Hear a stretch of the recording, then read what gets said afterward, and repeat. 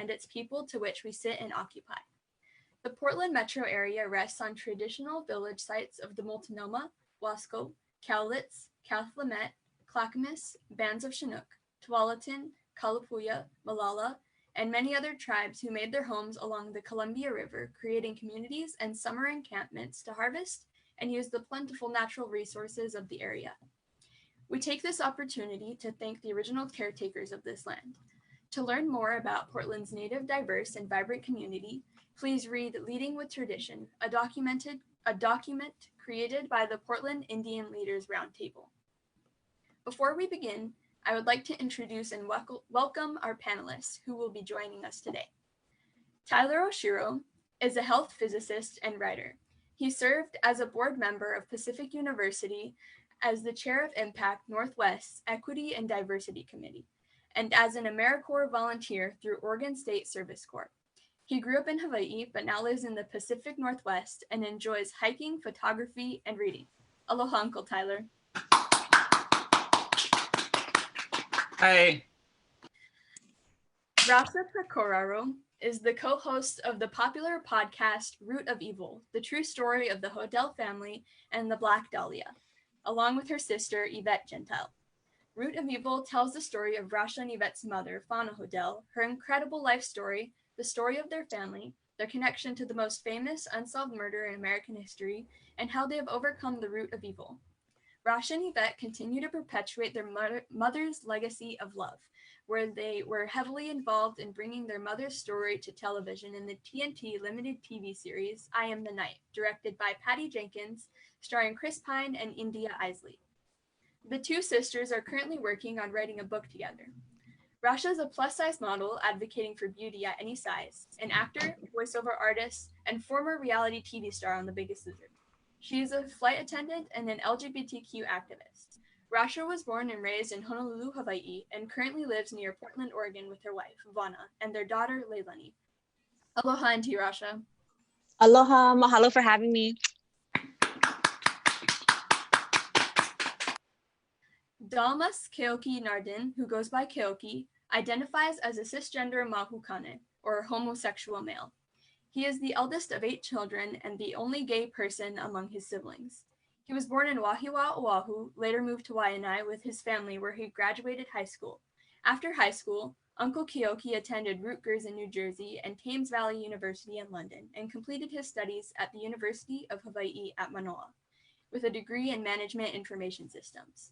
Uncle Keoki came out while living on the island of Kauai with his auntie, who was very supportive of him during his transition. In 2015, he moved to Oregon and works as an IT administrator. Aloha, Uncle Keoki. Aloha. Thank you. Gregory Cendana is president of Can't Stop, Won't Stop Consulting and co-founder of the People's Collective for Justice and Liberation. He was the first openly gay and youngest ever executive director of the Asian Pacific American Labor Alliance and former president of the United States Student Association. Gregory is the immediate past chair of the National Council of Asian Pacific Americans, co-founder of Inclusive, and serves on the boards of United We Dream and 18 Million Rising. Gregory has been named one of Washington, D.C.'s most influential 40 and under young leaders, one of the 30 most influential Asian Americans under 30, DC's inaugural Power 30 Under 30 award recipients, and the future of DC politics. Follow him on Twitter and Instagram at Gregory Cendana and TikTok at Gregory Dances. Aloha, Uncle Greg.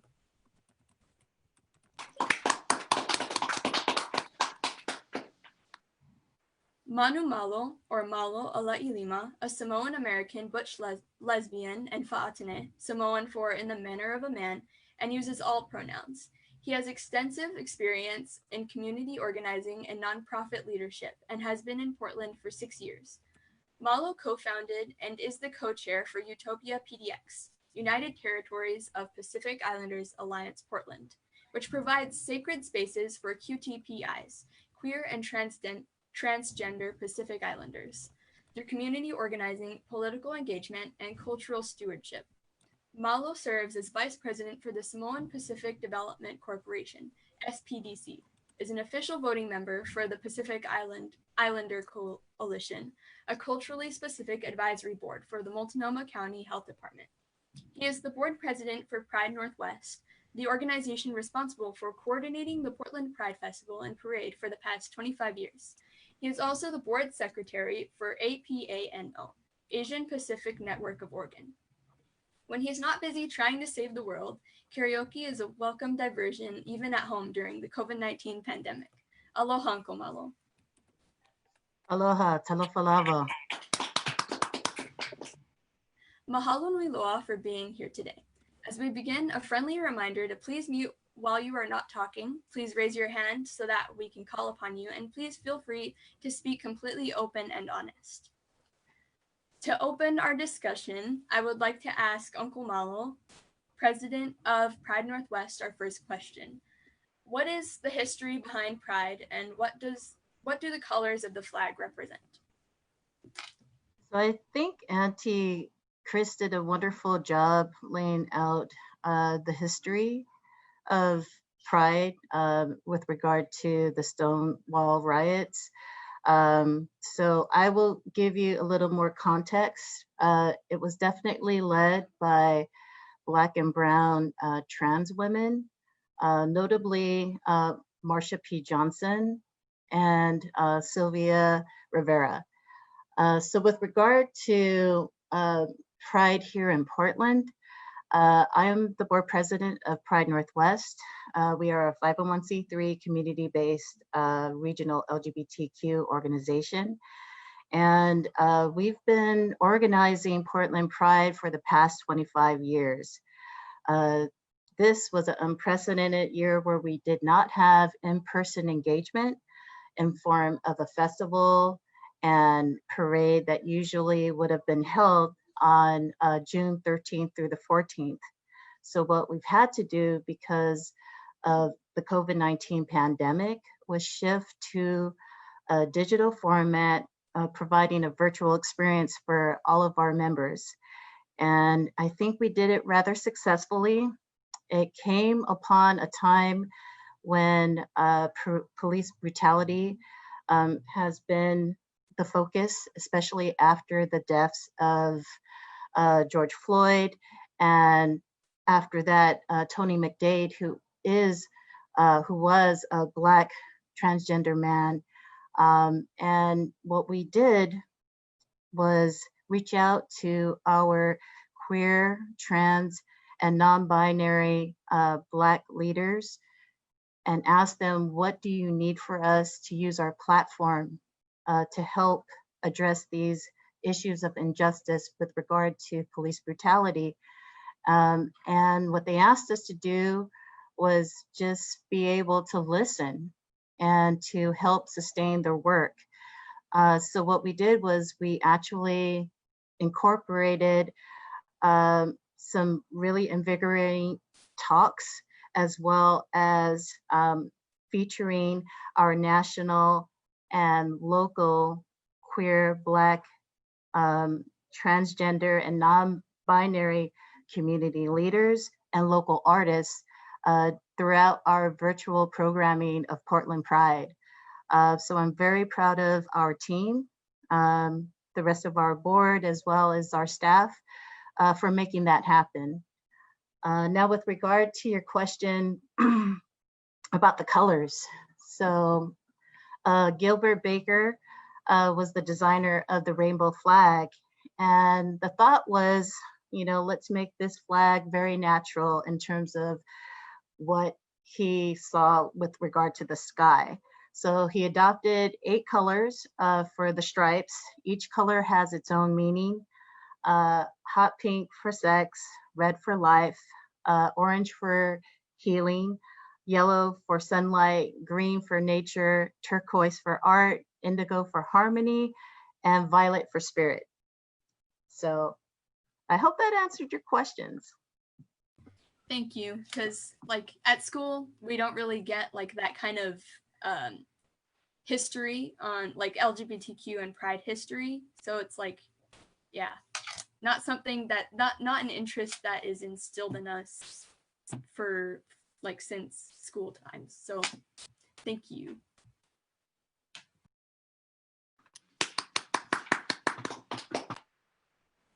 Does anybody have anything else they would like to add? No? Okay. So our next question is coming from Mema. Aloha mai kako.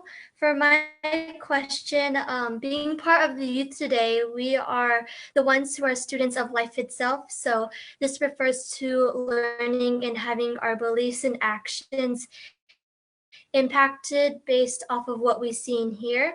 And normally these are adults who we are learning from. So as a student still learning about the LGBTQ history, there are those who pick two groups of what they personally think about people who are part of the LGBTQ community. So for this question, I would like to start off with Auntie Rasha. Aloha. Based off of my experiences with this question, do people who are part of the LGBTQ community reinforce the mentality that gender is not necessarily binary, that there can be many ways to define gender because we are all equal? That's an absolutely amazing question. It's so funny because from the time I was a little girl growing up in Hawaii, like look at me, like I'm super quote unquote feminine. So in my eyes, I was like, when I would see a cute girl, I'm like, oh wait, I'm not supposed to feel this way. I'm not supposed to think this way. Like I'm a woman. Why am I looking at another girl? And it boggles my mind that any of us have to fit into a box. And I like truly believe that no one should be put into any box, whether it's gender, whether it's nationality, race, gender. Like for me, like you wouldn't look at me and think, oh, she's, a Hawaiian lesbian. And I love to shatter stereotypes.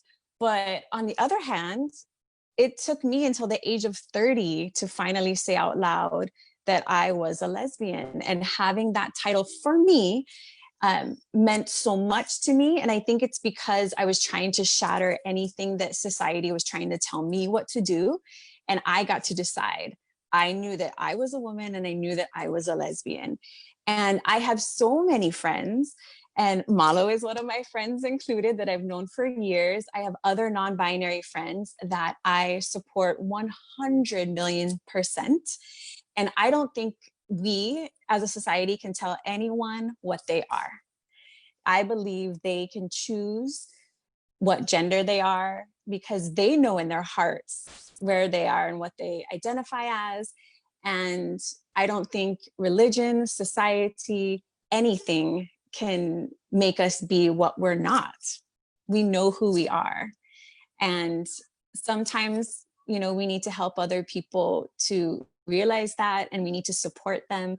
And I do want to say too, like growing up, like especially like even me, like being a flight attendant, like when I meet someone, I do everything in my power to never gender them, because you never know how someone identifies. So if someone walks onto my plane, I'm like, hello, traveler. Like I try to do anything that I don't want to assume, just the way I don't want someone to assume that I have a husband when I have a wife. And, also on the other hand, like my wife is a drag king. She's a male impersonator. She impersonates Ricky Martin. I know she's so good. You guys need to look her up. And she gets called daddy all the time. And she's like, no, I'm just a male impersonator. But we have so many friends that identify as so many, oh, mahalo le, but they identify as so many different things. And you can determine who you are, how you identify, and who you love. Full stop. Yes, mahalo, Auntie, because I think it's very important during this time to be proud of the gender you identify as. And it's not really important to listen to what other people think you may be, but actually you should be proud of who you are. So mahalo, Auntie, for that. A'olipilikia. Would anybody else like to add?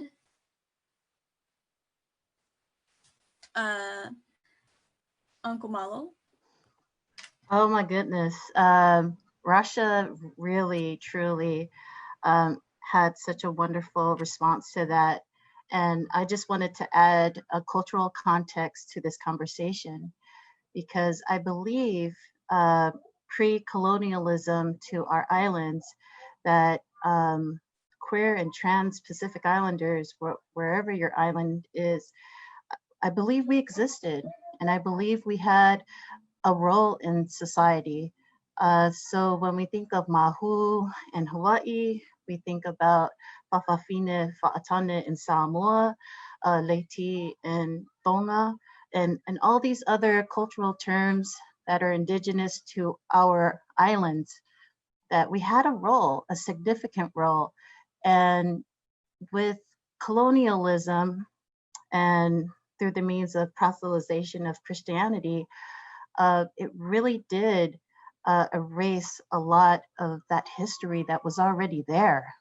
And informing this binary and influencing our people to think, you know, only man, only women. These are the expected gender roles that we're supposed to assume.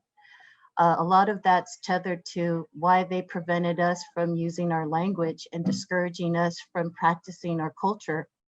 So I think we need to be mindful that we had always existed, and that we were taught to not accept those parts of ourselves that obviously, you know, if you're on an island, where else would you go?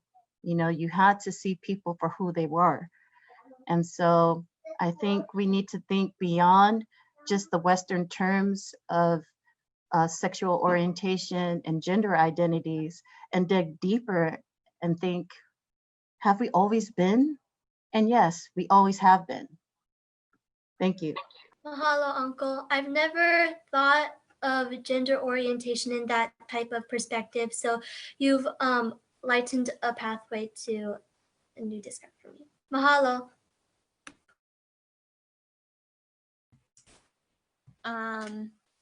Anybody else before I move on? Nope. Okay, so the next question comes from Sophia. Aloha. I know a lot of us are people of color, and I would like to start with Uncle Greg. For our panelists of color, what have been some of your experiences being a part of the LGBTQ community, along with being a person of color?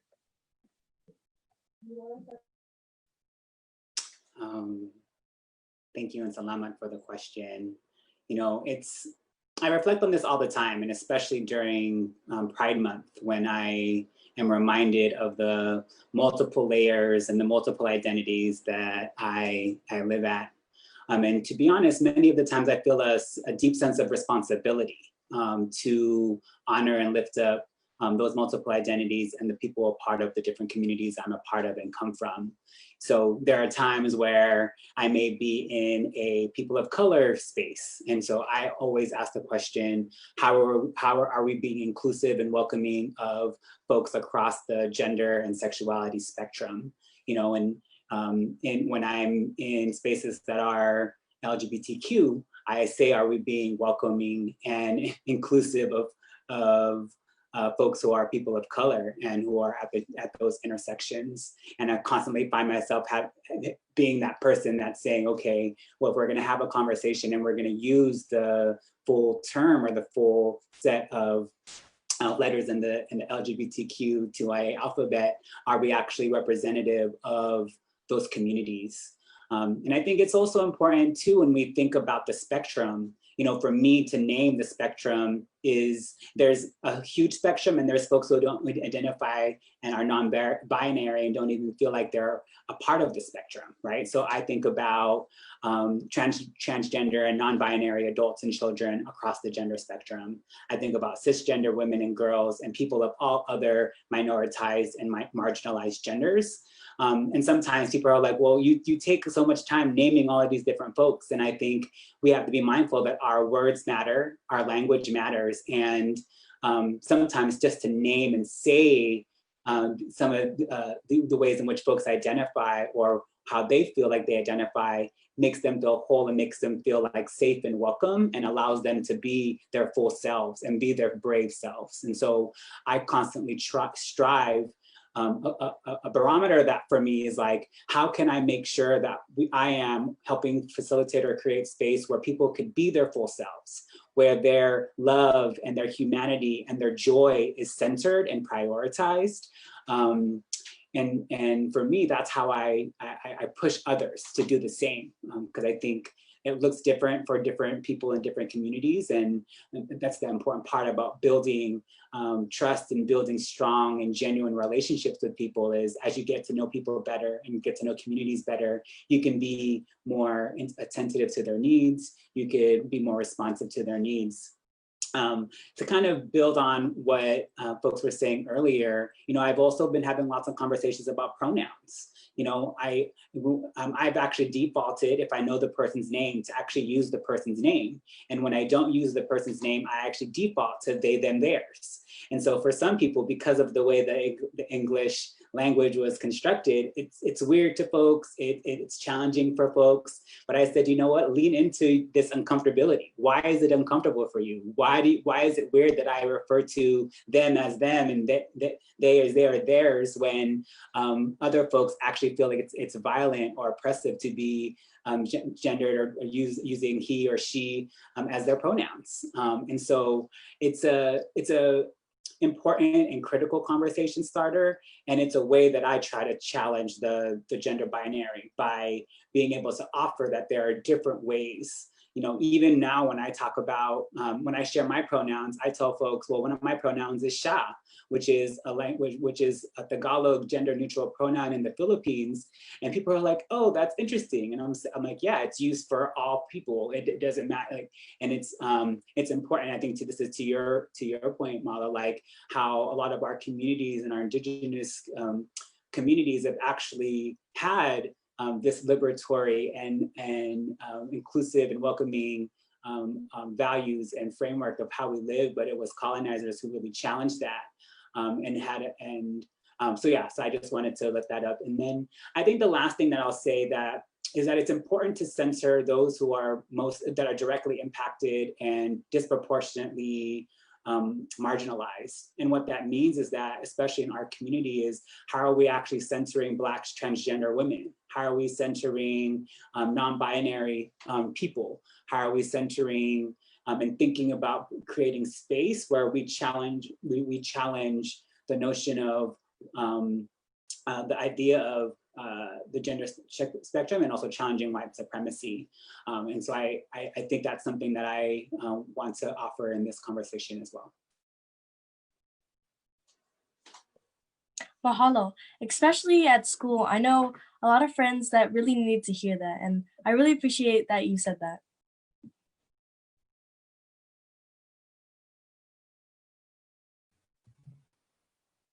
Mahalo. Anybody else? Would anybody else like to add? Nope. Okay. Our next question comes from Kina.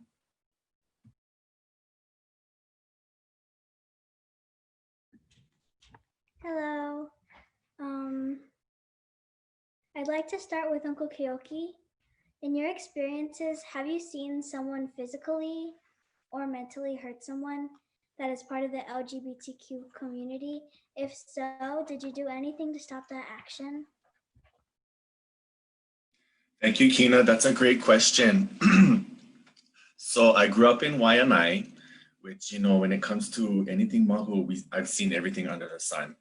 But I also was a witness to bullying, harassing, even just straight out getting picked on. And I was powerless over it because if I were to speak up, I would get beaten up myself.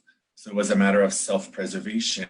I just have to be silent and watch just like everybody else, otherwise you're going to get beat up. And in Waianae, if you're a mahukane, if you're like me, cisgender, it's not acceptable. But if you're fa'afafine or mahuahine and you've cross-gendered, it's a lot more acceptable and it's a lot more okay given our cultural context, pre-colonial, etc. So for somebody like me to witness that, it was very difficult to come out when people who are coming out are getting beaten up. And so I was a witness to violence. I was a witness to unkind things, and I was powerless over it because of the community that I was in, and it was very difficult and not accepting. But I think now, you know, I'm old. I'm not going to tell you how old, but I'm old. But now it's a lot more easier on you folks, you upcoming generation, because people like me who are gay or whatever are more in the films and in media and more in your face, and there's a more of a presence, which I'm very grateful for. I feel that there is progress, but we still have a lot more to go. But yeah, thank you for the question, Kina. Thank you, Uncle Keoki, for answering. It really makes a lot more sense. Anyone else? Uncle Tyler. Hi, everybody. So for you guys that are students, right, and you guys are going to be seeing this in school and things like that where you folks are, do you feel like you guys have the courage and the resources to be able to step in if you see somebody being bullied or seeing somebody saying things that are hurtful? Do you feel folks feel strong enough to step in and say, hey, that's not okay? Or like, what do you folks need to get there?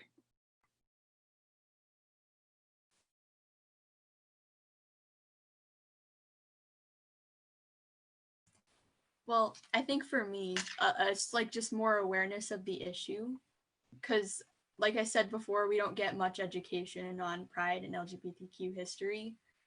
So like, if we see it, for us, it's kind of like, and I haven't been exposed to much. I've been pretty sheltered when it comes to things like that. But I think if I were to be exposed to it, like, it wouldn't be as, like I wouldn't see it as a big problem. Like, as bad as it feels to say it, like I obviously I think it would be bad, but because I don't know much about the topic, I wouldn't feel like I wouldn't feel like it's in my right to step in a way.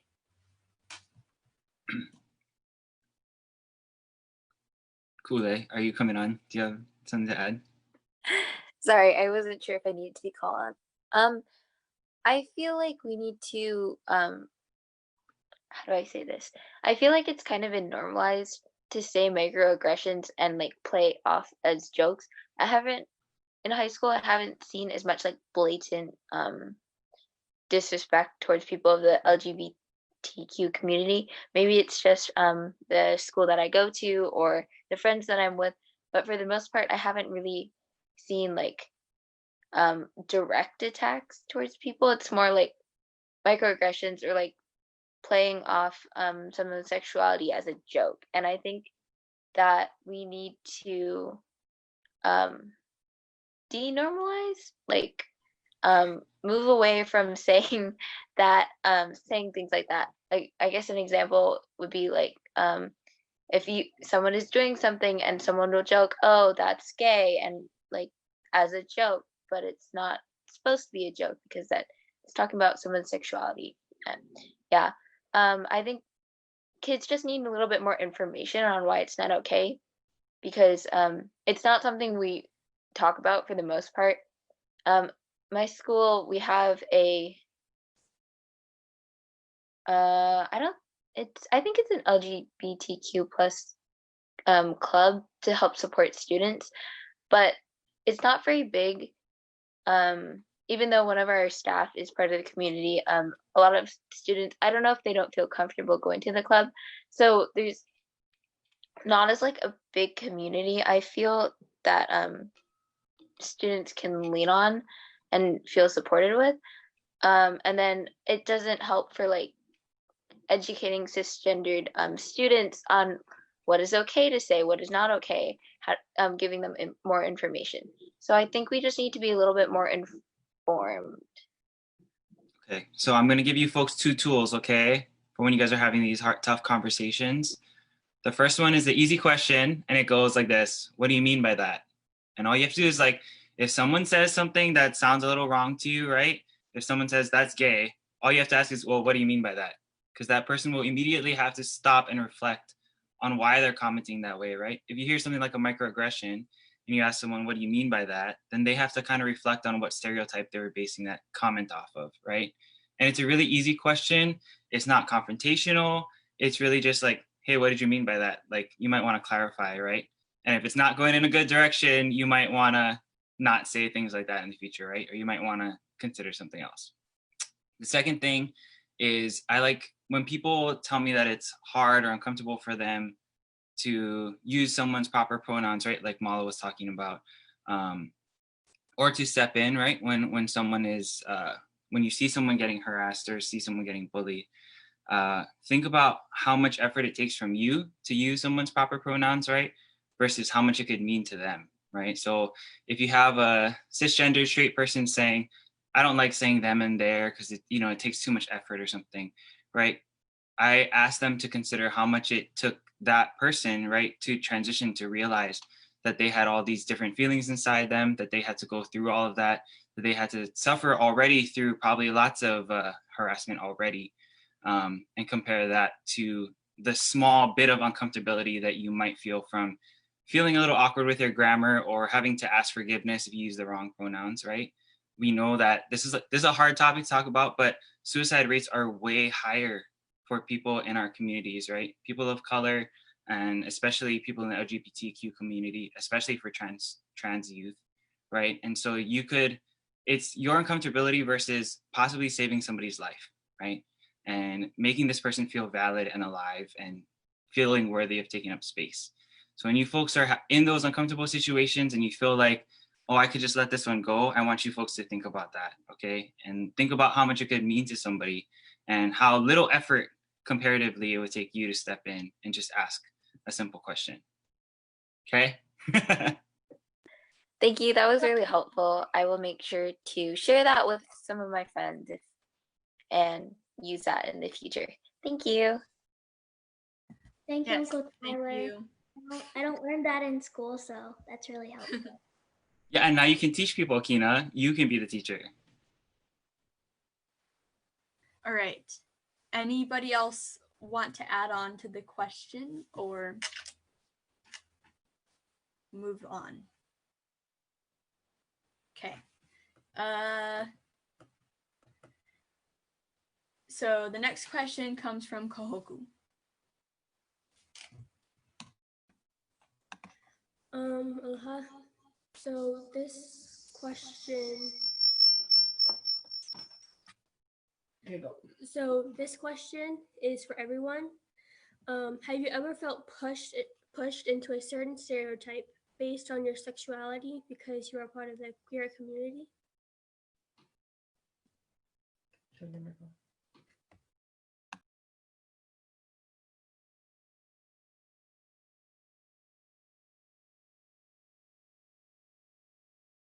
And to Rasha.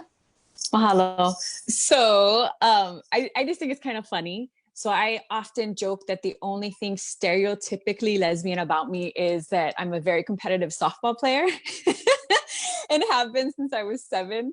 But I have people all the time that think I drive a Subaru, that I wear Doc Martens, and I go camping. I do none of those things. And I do not have a Subaru. But I am very much an advocate of stereotypes.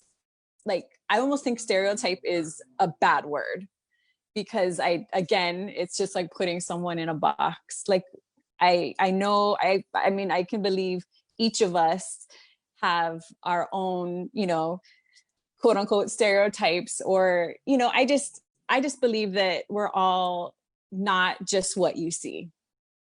Like when you look at me, you don't think of a lesbian. And I joke about this, but it's also very prevalent. I have straight passing privilege and I have white passing privilege. And you do not know that I am gay walking into a room unless I'm literally holding the hand of my wife. And she looks, more stereotypically lesbian because she has more, masculine presenting features. And you wouldn't think that I'm a person of color by looking at me either, but I get all those privileges. So that's why I think I use my voice to amplify and to speak up for, you know, my sister who is half African American and who happens to be straight, but she's the best ally in the world. Stereotypes drive me absolutely crazy. And I just believe we all need to use our voices to shatter those stereotypes and to stand up for anyone who is judged because of them, in my humble opinion. I totally agree with you. Thank you. I appreciate that. Anybody else? Anybody else? I would like to add to that just a tiny bit that, yeah, for gay men, there is that stereotype that all gay men are effeminate and flamboyant. And that's not true. I don't like that stereotype. I think I get that white passing and straight if I wanted to, if I walked into a room. I know I get that as well. But when I was back home in Hawaii, my boyfriends, they were super straight acting. And I think that's like, I'm attracted to that guy, I know that. But they were also people of color. And so, you know, you wouldn't know that they were gay unless they told you. So those kind of stereotypes, I don't like them. They don't really, you know, I don't agree with them, but they're there. They seem to be around, and so whatever. That's my 2 cents. Thank you. I totally get it. Thank you for sharing.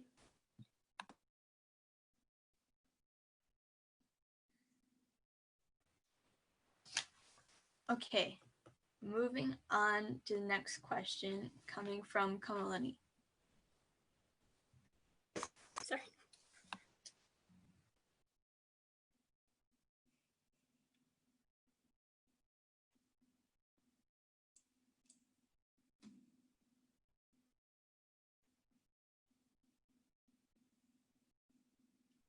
Sexuality.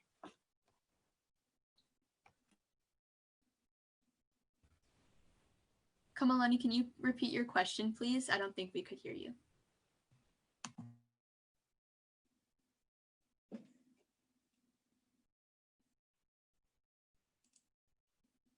Turn it on and read to the computer, and then you gotta to the computer. Uncle Tyler, I'd like to start with you if that's okay. How did you feel when you first realized you were gay? Did you feel as if you were now different in a way compared to people who are straight? What is your advice to those who are questioning their someone else's sexuality? That's a good question. I'm glad we got you to repeat it so we could hear it. It is scary at first, right? To feel like you're different in any way, right? And especially in this one, because when we were growing up, at least, right, it's a little more accepted now, but even now and when we were growing up, you were very different, right? Like you could tell that you were feeling different. For me, my friends would talk about stuff and I was like, I can't relate to this. I'm confused. Why doesn't this apply to me? I do not feel the same way. What's going on, right? And when I was younger, what I had was books, right? It's like, I still love books a lot. And I think back then we weren't as represented in TV and media as much as we are now. And so I think you folks are really lucky. So if any of you are going through this journey or even have questions or need to help someone that is going through this journey, I would say the best way to do it is to find art, right, that speaks to you and try and figure out why it speaks to you, right? So if you read a book where 2 boys fall in love and you're like, I want that, you know, maybe it's because you want that, you know, like it makes sense, right? Kind of like makes sense. Or 2 girls run away on an adventure, right? In a TV show and you're like, that's cool, I want to do that, right? In space or whatever. And that can kind of answer some questions for you. So the Lambda Literary Awards has a category for YA fiction, which is about the age that you guys are at, and adults too. YA is great for adults. So every year they have a whole list of nominees. So read any of those books and see if you kind of identify with the characters. And they're getting more diverse too. So hopefully you can feel represented, and that should help. Thank you.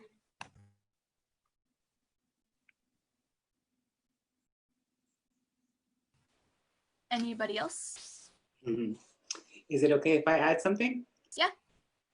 I think this is an important question because I struggled with this a lot, to be honest, growing up. because of internalized homophobia, and my concern particularly around how my parents would respond, how my family would respond to me coming out. And I'll, in some vulnerability here, like even through college, when I went to college, I was actually the recipient of the Lavender graduation, which is the LGBTQ graduation award, and got a scholarship. I mean, even though my parents came to my graduation, I actually lied to them about this particular graduation and told them that I needed to go to a private event that was only for me and not other people, because I was scared to tell them I was gay and that I didn't want that to be.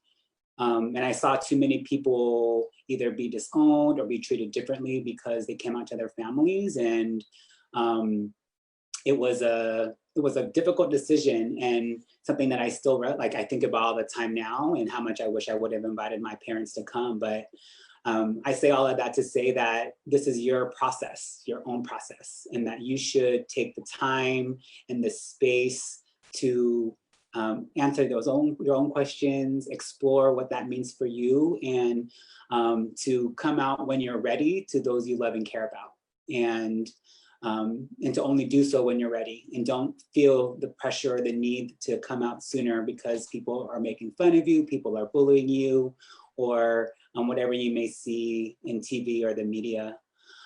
There's this quote that a friend of mine who I call my kuya, Jose Antonio Vargas, he says, a lot of people call this process of coming out, but I call it a process of letting you in, and letting you into my heart, letting into you, to my soul, into my full being and my full person.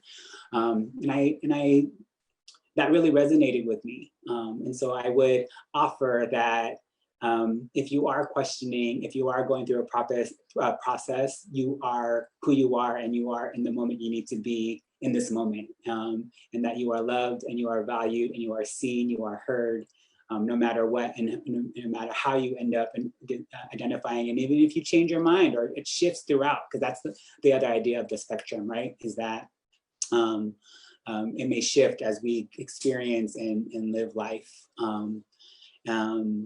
And to just affirm, and that is even part of what I feel like why I even now like to let people in every time I'm in spaces. I say, look, I am a proud, openly gay, Filipino, Asian American, because I never know who's watching, I never know who's listening, and that me saying that could literally be the affirmation or the welcoming space that someone needs to feel like they can be their full selves.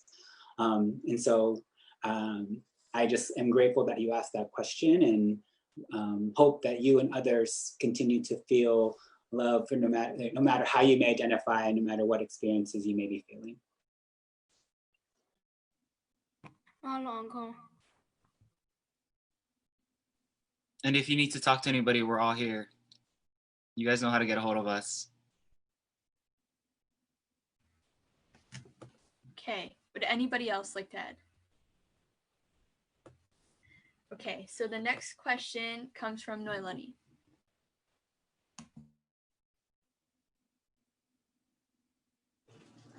Hi. Okay, so my question is start off with Uncle Keoki. How have you seen people react to other people that are lesbian, gay, transgender, etc.?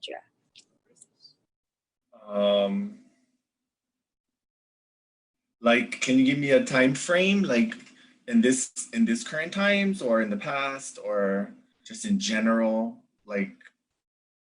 Just in general. Okay, well, I happen to think that we are making more progress, it seems. Given maybe 20 years ago, it was a lot more different for transgender people and gay people. But I think through more awareness and conversations like we are having today, more and more we can reach out in this way to enlighten people, because a lot of times ignorance is passed on, and it's passed on intergenerationally, and we can break that by bringing the light of our own individual consciousness on it. And we just follow our hearts, you know, everybody deserves to be equal and to be loved. And so sometimes I see, I don't really see it too much today. I do see it in the workplace though, especially among the older generation. You know, they have a difficult time even when it comes to like, we have a lot of what we call corporate training around learning the correct pronouns, and HR is maybe they're getting tired of too many stuff coming through, and so they want to educate the workforce. But I find that the older generation have a difficult time with accepting this, but we're going to get through them. But in my opinion, we are seeing progress, and I guess that's all I can really say about that personally. Thank you for the question.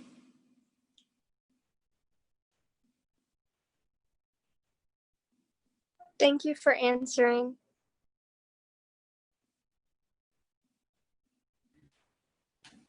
Okay, next question comes from Ku'ule.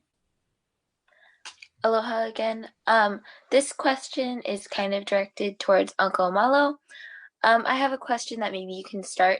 So in my middle school, friends of mine have been unable to use the bathrooms the entire day or not been able to change in the locker rooms. Are you aware of any schools that offer or are working towards having gender-neutral locker rooms and bathrooms as an option? Thank you for the question, Ku'ule.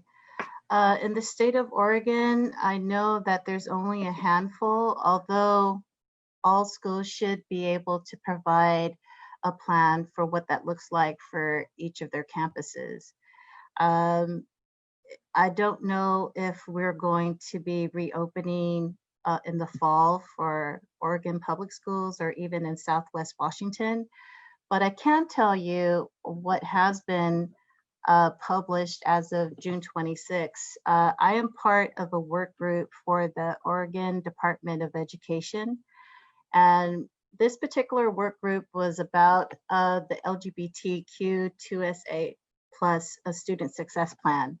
So we're able to develop this plan, and we basically are providing professional learning among Oregon educators, equitable access to appropriate educational curriculum, facilities, and activities. So with that part about facilities, it is being mindful about access to restrooms and locker rooms. And the third piece is about collecting data. So we can survey a lot of families in school districts to find out what their students need in order to be successful. And then in this particular case, any student that might identify as LGBTQ+. And that just happened last week. So the idea is that the implementation can roll out as soon as the fall, but again, I don't know when schools are going to reopen. And I do want to say that the commitment is there that every student should feel safe and welcome in Oregon schools. Our state has an opportunity to support the strengths and resilience of the LGBTQ+ students in a way that values their lived experiences and identities. So our commitment to supporting strategies are very grounded in equity and will put students on a path to succeed from cradle to career. Thank you for the question. Thank you so much for sharing that information with us.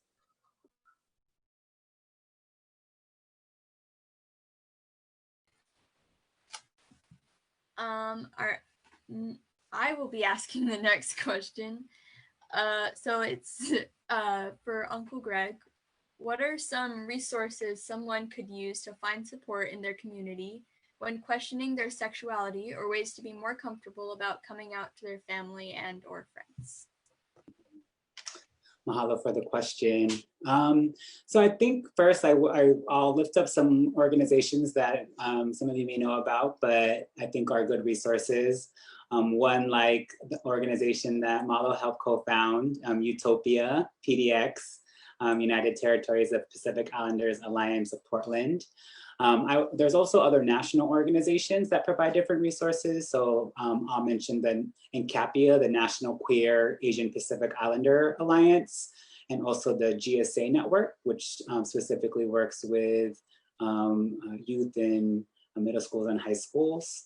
And they also have a lot of resources to help support people to have conversations with their friends and family, and to better equip folks who want to be allies or co-conspirators is what sometimes people call them. So I think that those are some good resources. And the other one that I'll mention too is in case folks are in the middle of a crisis and really feel like they need to support, there's also some hotlines that people can call that are available 24 hours a day, 7 days a week. So there's the Trevor Project for all LGBTQ youth. And the Trevor Project hotline is 1-866-488-7386. And then there's also a specific trans lifeline for folks who identify as trans or non-binary. And that number is 877-565-8860. And so I wanted to share those particular resources so that in case you may know people who may need more immediate response, that there's some resources available there. I think the other thing that I would just share, and I think this is something that is important to just start thinking about as we at least I think about too, is who are some of the people that I trust and love, and that I could be able to ask questions, that I could be able to go to if there may be things that I want to learn more about, and that there may be some curiosities where they could also point to me. And sometimes, it may not necessarily be an organization, but it may be someone in your family or a loved one that's close to the family who may be able to tell a story, or who may be able to share experience of their own. And so I know even for myself, like I have a lot of cousins and who come to me and they say, okay, cousin Greg, like, honestly, see something happening at school, and this is something that I think you might be helpful with. And if they didn't actually take the time to ask me, they may not, maybe I don't know the answer, but I could now be able to help identify some other resource of support for them. So I offer that if there are questions or things you want to know more about, that there may be someone even right in your community or in your family who may also be just as a helpful resource as well. Thank you. Would anybody else like to add? Okay, so the next question comes from Kamaliʻi.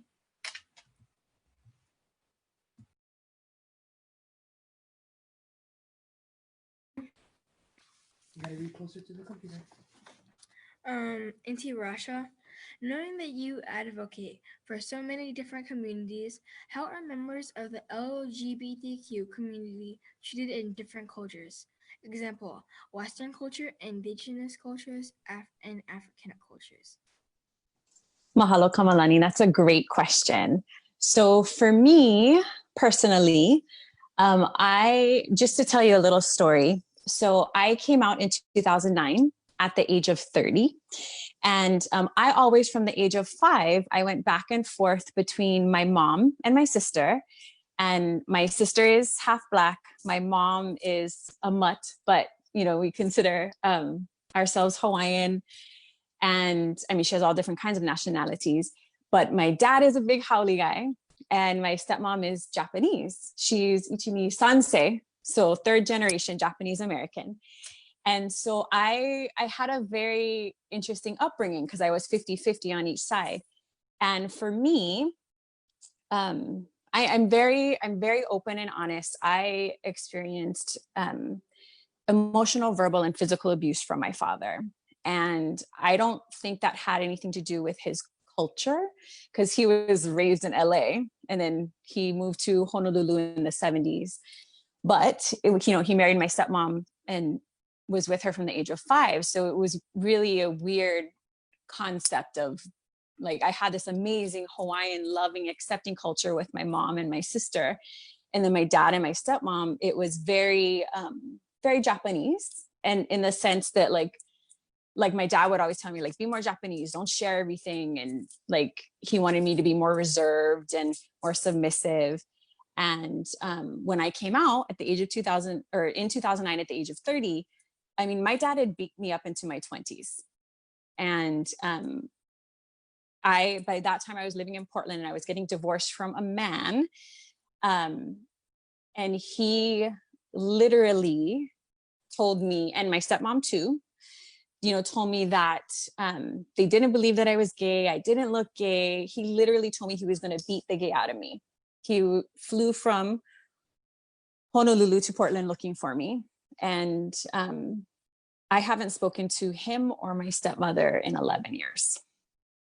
And for me, especially when I told them on the phone that I was gay, like they kept reiterating, like, why can't you be more Japanese? Why can't you be more Japanese?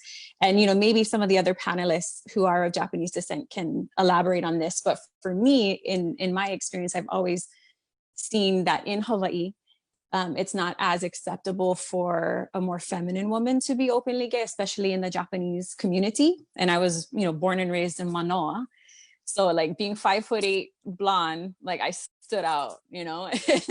And I think that's why, honestly, I didn't come out sooner, because I knew from the time I was a little girl, and I did everything I could to fit into society. And I'm so sorry this is so long, but I'm just speaking from experience. And in contrast, on the Hawaiian side, my mom and my sister, they were like sad in the sense that I was getting divorced because they liked my ex-husband, because he was a great guy. He just wasn't a girl. And they were accepting. And I was already on the mainland. And I haven't had any like thing bad other than literally being disowned by my dad and my stepmom. And I think that it's more acceptable here. I cannot speak on the African culture, or but I know that indigenous cultures and in the Native American culture, that two-spirited people were celebrated. And I think that's changed with, you know, colonization and the Western, you know, missionaries coming through. But it's hard to be disowned for who you are, even if you come, like, even if they were bad. Like, it's still sad to me. I mean, my mom passed away, you know, almost 3 years ago, and I feel orphaned even though my dad and stepmom are alive. And I just think that we just all have to love and accept one another. And I can send them aloha from way over here and still protect myself. But I would love any of the other panelists to jump in as well. I'm so sorry I'm going so long. It's just a very touchy subject for me, for sure. Thank you. Anybody else like to share their story? Sorry.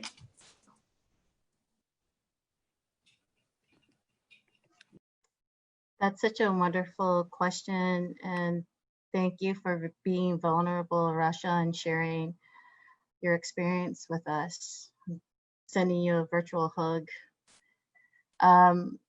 So with regard to, like, at least Pacifica indigenous cultures, so I think it's a mixed bag. I think we've heard from Keoki and Rasha and Tyler that there could be like ways that our culture can treat certain gender identities. Like if you're well, I'll speak from my own experience as being a Samoan and being Fa'atane. So I think there is a level of expectation, and not like you get you're giving this hall pass to be who you are if you present more masculine, because in the mindset of people, they're thinking, oh, okay, gender role, you know, male or man, more masculine, right? So someone who presents more feminine or is a lesbian, that's Samoan, people would refer to that person as like in relationship to who I am. So in relation to me, that's Malo's partner. And there's no cultural term to really describe a relationship between a more masculine presenting person and a feminine person. It's just, that's Malo's partner in Samoan, and she happens to be a woman. So, but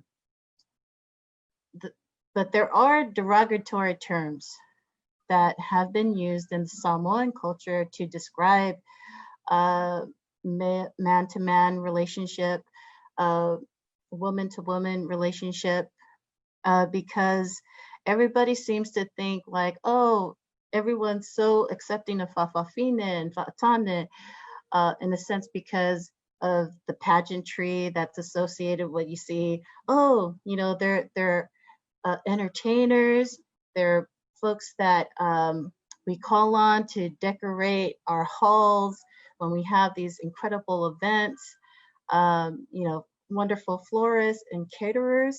And I think when we talk about like political status in these communities and in these island homes, it's very different, because in Samoa, it's technically still in the books illegal to have a same-sex relationship. So in as much as we love to celebrate people, we aren't really celebrating people if we're willing to make it illegal to recognize a relationship that this person that we claim that we love and respect could possibly go to jail. Now, they may never, you know, enforce these laws, but it's still in the book. So if we mean something to you, I think the conversation should be, how do we shift laws and regulations to evolve with how we are in society? You know, if you're claiming that we mean something, are you really going to throw me in jail for 7 years and I can't take care of my family? So we need to be careful when we think about like, oh, well, you know, I know this person is part of our dance group, and, you know, they play our instruments and sing for us, but, you know, then knowing that this person may not have the ability to get healthcare, or may not have the ability to hold a job, because an employer can say, well, you know, based on this, you know, I can let you go, or based on this, you don't have to live here anymore. So that's the reality of how, like, sometimes our subcultures in the Pacifica can absorb certain influences from Western laws to treat binary situations or sexual orientation as, you know, something bad and something that should be criminalized. And I think, you know, if like I care about my people back on my islands, I wish it wasn't illegal, you know, to be who you are and to be at risk for being in prison for 7 years just for being who you are. That type of liberty that's taken away from you, I don't think was ever an issue pre-colonial. I really don't. I think that's something that we've adopted in order to be a part of a civilized world. But it really isn't civilized if you intend on harming someone for being who they are. And that's my challenge, you know, from Hawaii to Samoa to Tonga to the Philippines to Guahan, you know, to all our Pacifica islands is, you know, are these laws still applicable? I mean, is this who we are? Is this how we treat our own people? I hope not, you know, and I believe that we can do better. Thank you for the question. Thank you. Thank you. May I just add to what Malo said, if I may, is that if you, young Opio, ever had a chance to see it, or if you haven't, please do, go watch Kumuhina on Netflix. It's a very informative documentary film of my very good friend, Hina. I know the Wong family. My father went to school with her older brother. And it will give you a chance to see the Polynesian side and the Polynesian Hawaiian perspective of things. And Kumuhina had a husband and he was Tongan. And it shows the, it shows, it's a very informative film. I do encourage you to watch it. Yeah, that's all I'd like to say. Thank you. Uncle Tyler, you wanted to add something? Yeah, I'll try and keep it really quick. To go off of what Rasha was saying. So I am Japanese, right? And I grew up in Hawaii, which is a different experience. I think a lot of times, especially, I know maybe you haven't heard this term, but the model minority myth, right? Especially for Asian Americans, is that you fit into a system, right? So that you are not left out of the system. And so we feel like, you guys have probably felt this way, right? Or you folks have probably felt this way, that you had to hide a part of yourself to fit into a group, right? You walk into a room and you look around and you're like, maybe I should leave this bag outside and this bag outside so that when I go in the room, I can feel welcomed, right? And the only time you should be doing that is if it's unsafe, right? If you're like physically unsafe, then maybe if you need to do that. But any other time you shouldn't have to feel that way, right? And I feel like a lot of times, especially with minority groups, you're already working so hard to fit into a structure that's there that you feel like if I add being gay on top of that, or if I add any other kind of being different on top of that, then it's just going to make it even harder, right?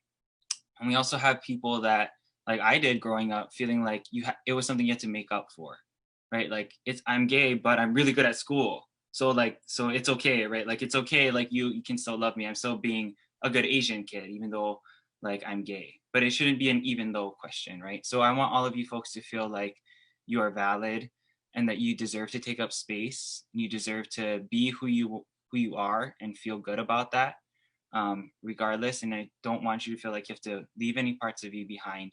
And in a structure that we are trying to take on right now, right, especially in this current movement that we are at, instead of finding ways to fit into the structure, I think it's time to take it apart, right?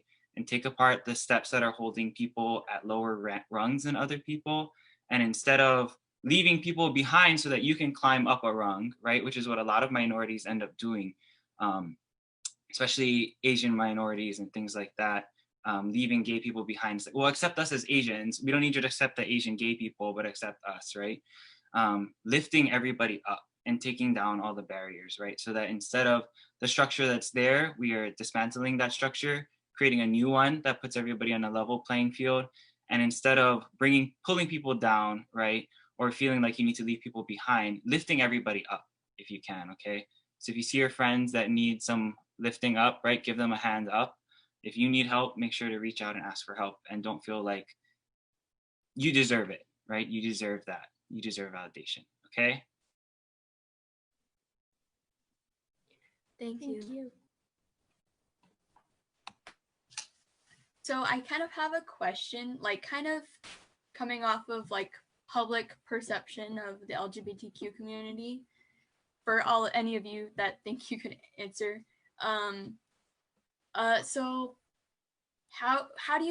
what do you think about like the portrayal of the LGBTQ community in like social media or entertainment or just the media in general? Like, what do you wish could be different about it and stuff like that? Anything you have observed? Auntie Rasha? I just have to say, I am so happy with just in the last 11 years that I've been out, I've seen how far it's come.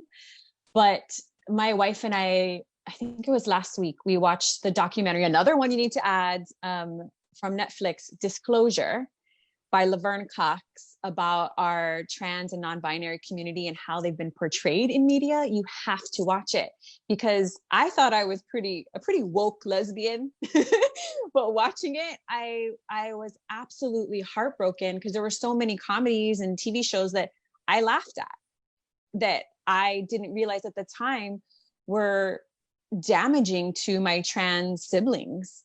And that breaks my heart.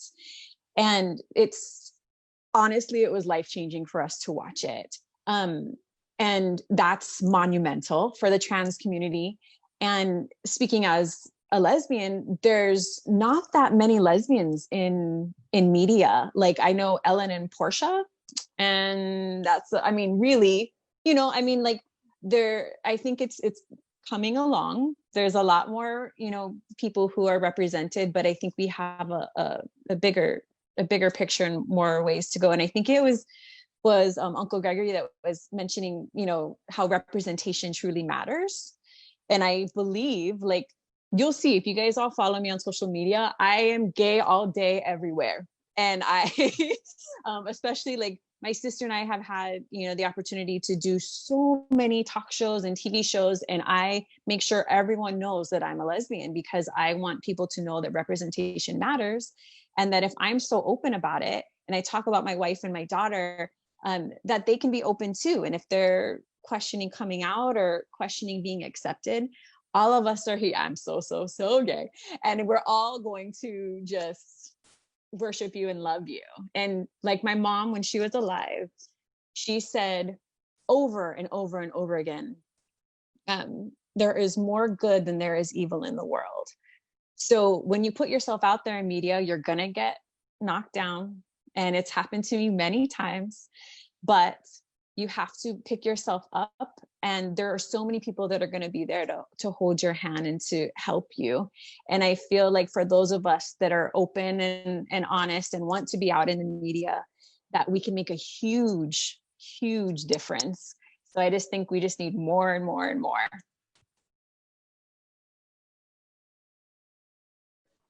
Thank you. Thank you. Would anybody? Something? Oh, yes.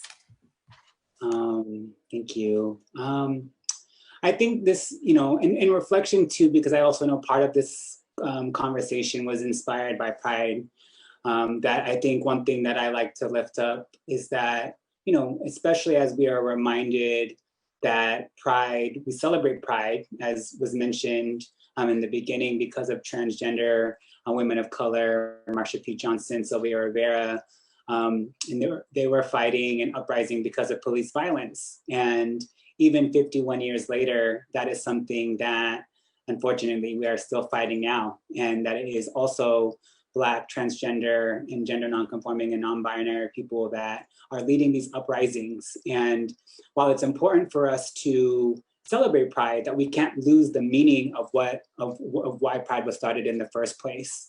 And that in order to honor our ancestors, or I like to say our transcestors, that part of that work is to speak truth to power. Part of that work is to demand justice and equality for all people, and that is part of how we carry on the legacy, and to build on the history, our story of our people, is by making sure that we are noted in the books and the stories moving forward, that we did not leave anyone behind, and that was a true way that we lived our lives, and not just in June because of Pride Month, but year round and throughout our life, because it's an ongoing process for ourselves, decolonize and take some of the things out that we learned in some schools or in media. And even as we slowly see more representation and more of people that look like us in media, we have to remind ourselves that there's this ongoing work to still ensure that it's reflective of, even within the LGBTQ community, there's so much diversity. And are we actually seeing representation? And can all of our people and family within that broad umbrella see themselves? And I would argue that not many people see, like, while there's progress has been made, there's lots of work to be done. And then even you know, the last thing I'll share is, even as we think about this weekend, and some people will be celebrating this idea of what, you know, 4th of July, or some will say Independence Day, like we have to really question, like, independence for who and from who, when folks were, like, when it was the people who signed this document colonized indigenous land in the first place, and also brought over forcibly Africans as slaves. And so we have to reckon with these stories and figure out how we're learning from that, and being okay with naming that and understanding that that's part of the story of the United States, and how we can push through and build and reimagine a different and new country and world that is where we all could be free, and where we all could be our full selves, and where we all could live with love and joy, and our humanity is centered. And so I think I also want to offer that as we are engaging in this conversation.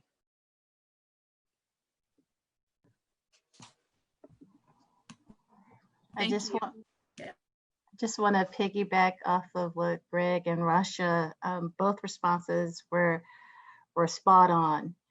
I think when we tend to think about the face of the LGBTQ community, and I'm speaking from my experience being on the board of Pride Northwest and having been a part of the LGBTQ movement ever since I went to school and lived in LA, to the Bay, and to here in Portland, is that it has always been predominantly white cisgender males that have been the face of Pride. And it also reminds me that, you know, when our community faced the AIDS epidemic, it was also, you know, white cisgender males who were the face of AIDS at the time. But you never knew about, you know, were there, you know, any Pacifica people that identified as LGBTQ? Were there any other people like Two-Spirit? We didn't see ourselves reflected in media, you know, but I'm glad that Keoki, you know, brought up Kumuhina, because that was like the first time that I felt really proud, you know, like, oh my goodness, we actually have a documentary that takes into account our experience, or at least one aspect of our experience. And, you know, being here and part of the Oceania diaspora, we're always trying to find that connection, you know, to the ocean and to each other, right? And so it's one of the reasons why we have Utopia chapters like all of the West Coast, is because when we look at our Pacific Islander community, you know, where are the LGBT folks? When we are in our LGBTQ spaces, where are our Pacific Islander folks?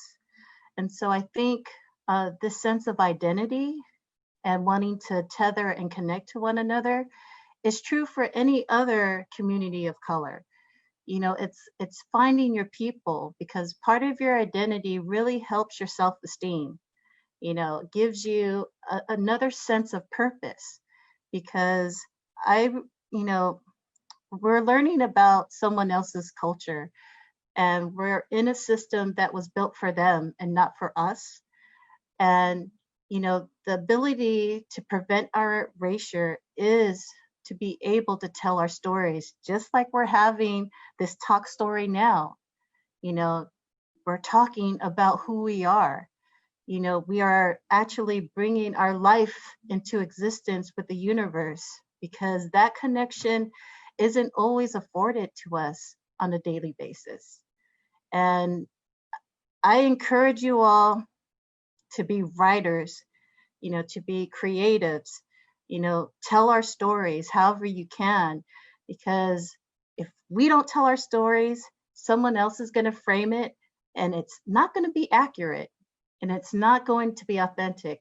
Rasha brought up about the Disclosure documentary. And, you know, I mentioned before, you know, Marsha P. Johnson and Sylvia Rivera were the ones who started the Stonewall riots. Well, there was a movie that came out 5 years ago called Stonewall Riots, and it shows a white man throwing a brick, you know, and it's like, you know, that's how the gay movement started. No, you know, that's a misrepresentation of actual events. So I think if we have the ability to tell our stories, let's do it ourselves. We don't need someone else to do it. That's what I'm encouraged for you all.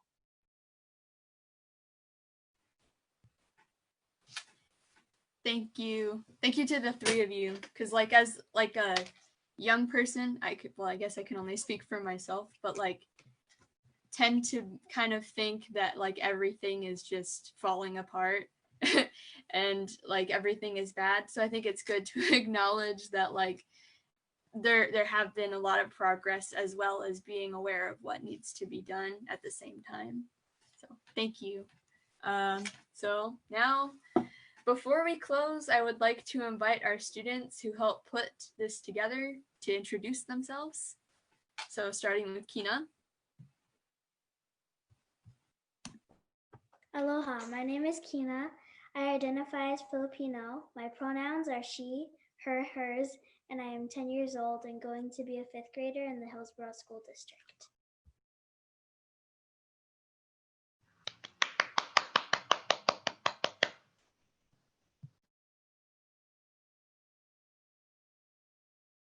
Aloha mai kako, o me mako inoa, umi kumaha o makahiki. My name is Meima. I am 14 years old. I am currently an incoming freshman in the Beaverton School District. My pronouns are she, her, and hers. Mahalo.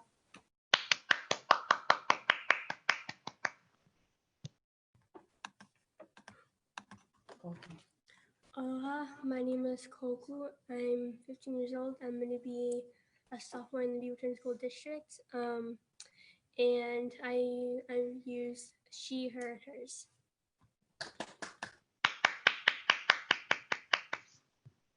Aloha, my name is Ku'ule Yarborough.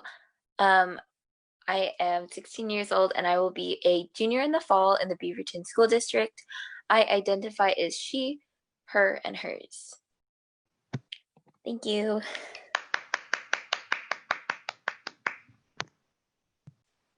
Aloha mai. My name is Sophia. I identify as she, her, hers, and I will be a 7th grader in the Beaverton School District.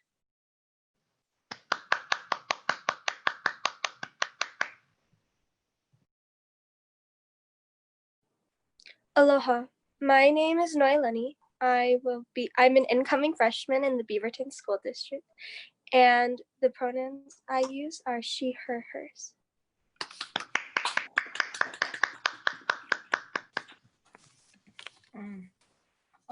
Aloha, my name is Kamaliʻi and I identify as Native Hawaiian. My pronouns are he, him, and his. And I'm a 6th grader at the Beaverton School District.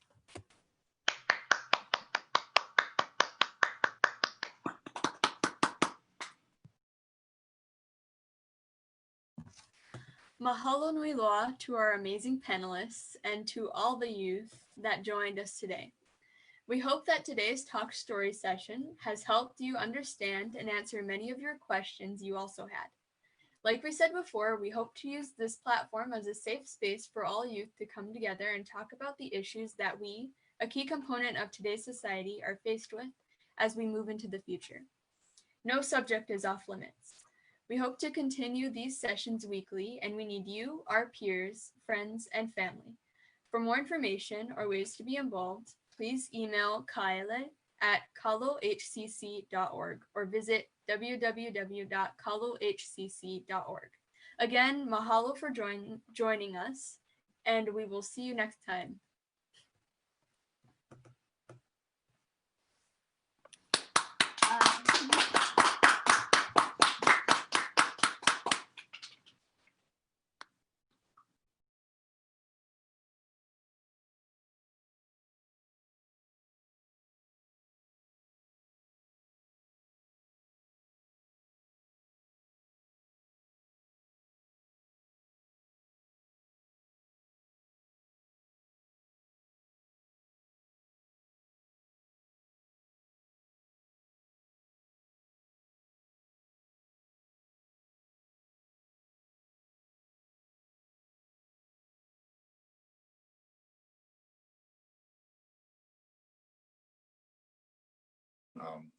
Learning the correct